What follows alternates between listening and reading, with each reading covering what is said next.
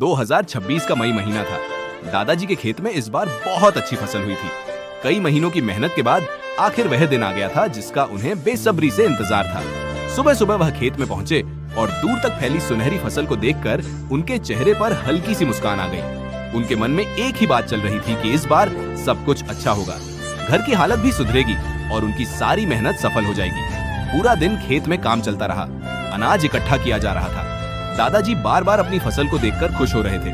उनके चेहरे पर थकान थी, लेकिन उस थकान में भी सुकून छुपा हुआ था। महीनों से जिस दिन का इंतजार था वह आखिर सामने था। लेकिन अचानक मौसम बदलने लगा। आसमान में काले बादल छा गए। पहले हल्की हवा चली, फिर हवा तेज होने लगी। कुछ ही पलों में तेज तूफान शुरू हो गया। हवा इतनी तेज थी कि खेत में रखा अनाज उड़ने लगा। फसल इधर उधर बिखरने लगी।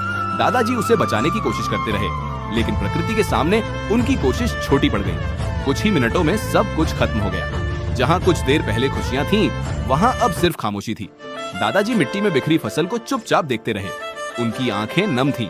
उन्होंने महीनों तक दिन रात मेहनत की थी, लेकिन एक तेज हवा ने सब कुछ छीन लिया। सूरज धीरे धीरे ढल रहा था। दादाजी खेत के किनारे बैठे आसमान की तरफ देख रहे थे। शायद वह कुछ सोच रहे थे, या शायद अब उनके पास सोचने के लिए कुछ बचा ही नहीं था।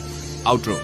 कभी कभी जिंदगी एक पल में वो छीन लेती है, जिसे बनाने में इंसान अपनी पूरी जिंदगी लगा देता है। दादाजी की महीनों की मेहनत एक पल में बर्बाद हो गई और उनकी आंखों में सिर्फ आंसू रह गए। अगर आपको भी दादाजी का दुख महसूस हुआ तो उन्हें सपोर्ट करने के लिए इस चैनल को सब्सक्राइब करें, वीडियो को लाइक करें और शेयर जरूर करें।